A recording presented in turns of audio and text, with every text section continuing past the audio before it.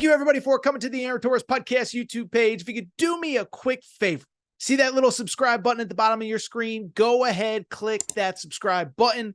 Really does help our channel grow, our audience grow, and I really do appreciate it more than you know. So click that subscribe button. Appreciate your support.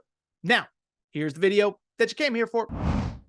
Kentucky comes in. We know what is at stake for Kentucky after several disappointing tournament efforts. And instead of stepping up, instead of proving the doubters wrong, instead of silencing the critics, what happened? History repeats itself. Kentucky loses to Oakland. Oakland, not the A's, not the Raiders who don't even exist. The Oakland Golden Grizzlies of somewhere in Michigan. No disrespect to any Oakland fans that are tuning in. Final score 80-76. Kentucky. For what? The fifth straight year, third straight NCAA tournament since there was no tournament 2020, 2021, they weren't in it. 22, 23, 24, they are out of the NCAA tournament before the end of the first weekend. There is so much to get into, and in a minute, we're going to discuss John Calipari, if he needs to resign. What's next? Again, drop your questions and comments, and we will go ahead and get to them momentarily. But let me start by saying this, and I said this in the instant reaction, but it stands true.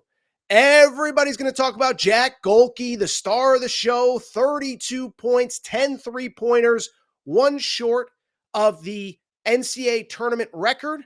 But to me, Jack Golke is a microcosm of what is wrong with Kentucky and what was wrong in this game, okay?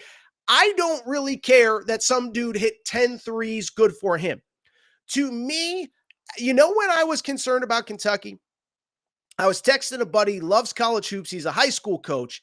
And right away, I was concerned with Kentucky the moment, probably about 3 minutes into the game. And that sounds stupid. How could you feel that way? First possession, Trey Mitchell gets a bucket. Great. Second possession on. It was like Kentucky had no idea that Oakland was going to play a zone when they essentially only played zone the entire year. And so to me, what does that say? It says a team is unprepared, unready to go. You know the zone is coming. Listen, I'm not scheme guy. I'm not X's and O's guy. I don't have all the answers.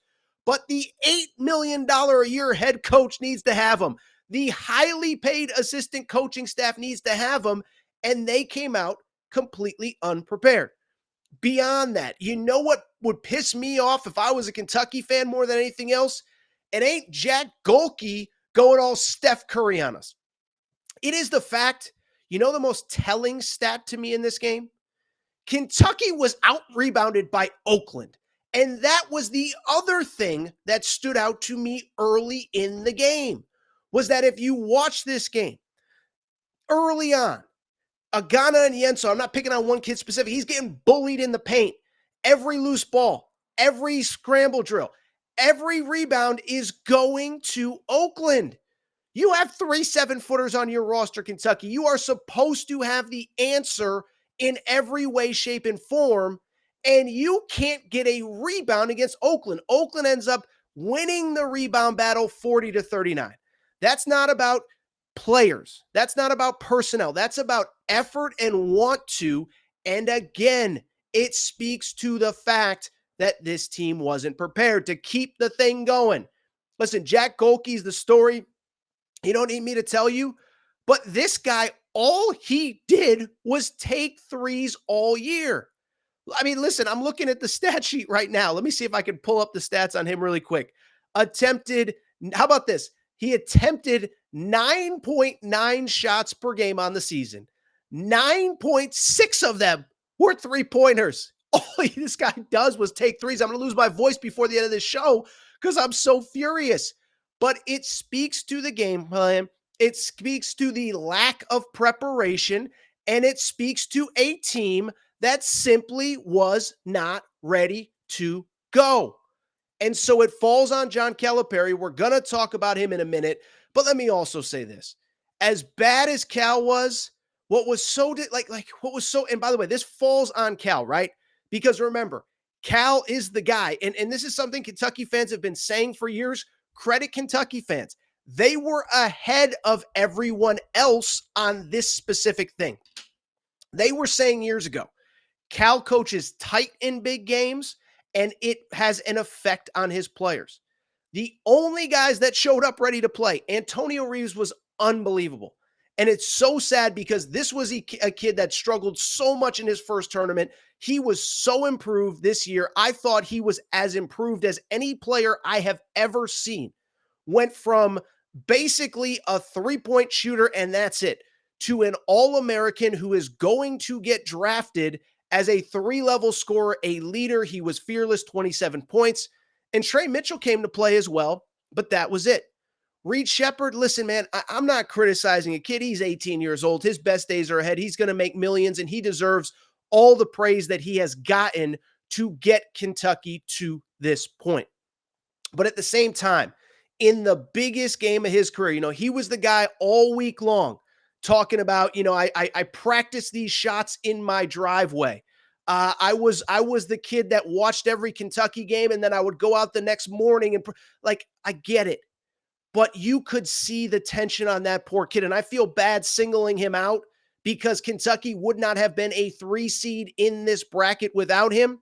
But when you go 1 for 5 with 3 points, that's just not good enough. Rob Dillingham, not good enough. That 3-pointer he hit late was essentially the only highlight for Rob Dillingham. And so you have the worst performance of Reed Sheppard's career. You have the worst performance, arguably, of Rob Dillingham's career. DJ Wagner was a no-show. I thought actually Justin Edwards did play pretty well, but remember that missed dunk by Justin Edwards too? Wasn't that a microcosm for this game? Because I'm pretty sure that missed dunk would have tied the game. He misses it, and that was the entire game for Kentucky. They could never get on the right side of things. They could never, ever just match the score, get on top, do whatever it took to take the lead. And it was just one of those nights. But the problem, of course, and you know where I'm going with this, you have way too many of these nights under John Calipari. And so listen, this is not a coincidence. And Kentucky fans, you know this. I'm really talking to the people that don't follow Kentucky on a day-to-day basis, but Kentucky fans already know this. The bottom line is this is just a trend. Listen, I said this and I tweeted it out. That line that Jay Williams keeps butchering, I'm the one that created it. So the Kentucky is the Dallas Cowboys. I know he said it. I said it 3 years ago after the St. Peter's loss. And the analogy, when used correctly, actually makes sense. Kentucky is the Dallas Cowboys of college basketball. Why? Because with Kentucky, it's like the Cowboys. It's not that they don't win. They win a lot of games. They just don't win the games that matter. And I used that analogy 3 years ago, and it's more applicable now than it was 3 years ago when you lose to St. Peter's. With the Cowboys, as an example, they're great against the Washington Commanders. They're great when they're playing whoever, the New Orleans Saints on a Sunday 1 p.m. Eastern start. They're even great sometimes. They have great regular season moments. They beat the crap out of the Eagles on Sunday Night Football. We're like, the Cowboys are fixed. Then what happens? Playoff start, choke against the Packers. It's the same with Kentucky basketball. This year, to have this game, after the way this season ended, I truly believe they were playing as well as anybody in college basketball late. And I really thought the A&M game would be a wake-up call for them. Instead, it's the exact opposite. It was more of a no-show today, less of an effort. And again, let's stop beating around the bush. Let's get to John Calipari. Because to me, I'm sorry, there are zero excuses for John Calipari, okay? And like I said, this is now a trend. Early exits from the SEC tournament, early exits from the NCAA tournament. And it's funny, I talked about this last Friday when I was at Stadium Swim with producer Matt. We were doing live shows from Vegas, and what did I say? I said Kentucky fans have every right to be pissed. You have every right to be furious. You spend your hard-earned money going to Nashville for the SEC tournament, going to the NCAA tournament, and this team doesn't show up. It's one thing if you're Kentucky, you get to the SEC final and you lose to a good Auburn team because they're just as good as you. It's one thing if you're Kentucky and you get to the Sweet 16 and you lose to Marquette or you lose to Houston. But to lose to Oakland because you were not prepared, you were not ready to go, that is absolutely inexcusable.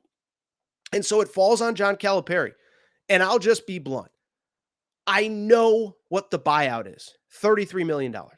I know how stubborn John Calipari is. I do wonder if this is the last game that he coaches at Kentucky. And I get the idea that he's stubborn, 33 million, but how can he come back? For two reasons. One, you can no longer say, well, blah, blah, blah, blah, blah. I'm still the right man for the job. We'll get it figured out. Go back like 3 or 4 off seasons. 2021, you missed the tournament. You shake up your coaching staff, bring in Chin Coleman, Orlando Antigua. 2022, you lose in the first round. Okay, whatever. 2023, you lose again. You shake up the offense. You get this pace and space. You bring in John Welsh as an assistant coach. Well, guess what? What is the fix now? There are no fixes. There are no tweaks.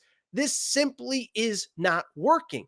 And so when I look at this game, I think what stands out to me is pretty straightforward, is that I look at this game. Hold on one sec. I'm tweeting here really quick. Hold on. When I look at this game, what I would say is this, is that with John Calipari, one, there is no more fix. You went the transfer route. Then you went back to high school players. You shook up your coaching staff. You shook up your offense. It's the same result regardless of what the shakeup is. So you have that part of it. On top of that, here is the other thing. If you're John Calipari, do you want to come back? Because listen, because of my background in this industry, I talk to a lot of Kentucky fans. I talk to, the college kids that helped us run the Torres on Kentucky account. I talk to, Kentucky fans that have found me through the years. And here's the thing. This is what I truly believe. And I think the Kentucky fan base has been misconstrued, miss whatever. I think what a lot of people think is that like 99.9% of Kentucky fans want John Calipari out. No, 99.9% of Kentucky fans want it to end well for John Calipari, but they don't want it to end like this. But there is a standard for Kentucky basketball that is not being met. And so for me, if you're Calipari, I get why quit when you could get 33 more million. It's pretty simple. It's because you probably have 100 million in the bank at this point. You can still take that role where you make $1 million a year as a liaison to the athletic department. Do you really want to come back when all of your fans are frustrated with you, are infuriated with you, are over you because this keeps on happening? It's not a one-off deal. We had St. Peter's. We had Kansas State last year, which I know isn't the same thing, but it's still disappointing nonetheless. You had Texas A&M in the SEC tournament this year, Vandy in the SEC tournament last year. And it's just an emotional roller coaster I don't know that you would want to deal with. And so I'll be curious because the thing is and I saw Calipari's post-game comments. First of all, by the way, I tweeted this out, but I truly believe it, is Calipari he should have answered the questions as, has anyone ever seen that famous Jim Calhoun press conference where they keep asking about Ryan Gomes? Ryan Gomes was a Connecticut player who wasn't very good, fell through the cracks, ended up at Providence, turned into an All-American. And they kept asking Calhoun about it. And finally, at one point, he just says, what do you want me to say? I effed up. I'm the worst coach ever. Blame me. I suck. That's what John Calipari should be saying tonight because there's nothing else to say. I don't want to hear about how young you are. I saw him talk about how old college basketball is. It's like we've known this is where college basketball is going. You have doubled down on the freshman stuff. I have defended you on that because it has worked to this point.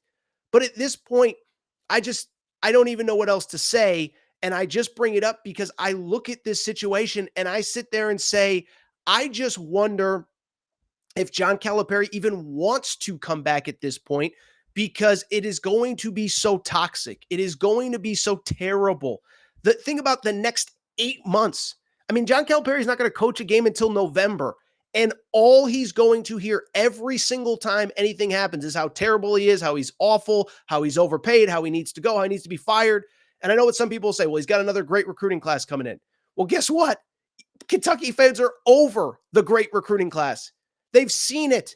If you couldn't get it done with this group, Reed Sheppard and Rob Dillingham are probably going to be top 10 picks. DJ Wagner, listen, I had a buddy text me, not even a Kentucky fan. He said, Torres, they got two lottery. He said to me this. He said, they got two NBA guards on that roster. How did that happen? I said, no. They got at least 4 NBA guards if you include Wagner and Antonio Reeves, and probably 7 or 8 NBA players overall. And so you could sit there and say, well, he's going to have a great class next year. You can't leave now. Jaden Quaintance is coming in. Carter Knox is coming in. Boogie Fland is coming in. But every single year that he is the Kentucky coach, he is going to have a great recruiting class. It is not resulting in wins. And here's the crazy part. Who knows what this roster is going to look like next year?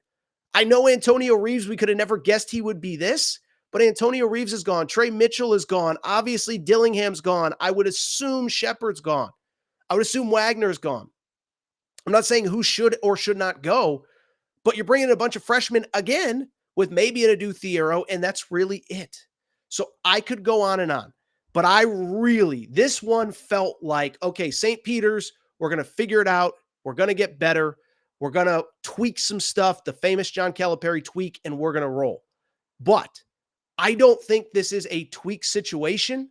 I think this is one where you just sit there and you just say, there is no more tweak. There is nothing else to do. There is no more change to be made. And I just wonder if this is really it for Coach Cal and Kentucky.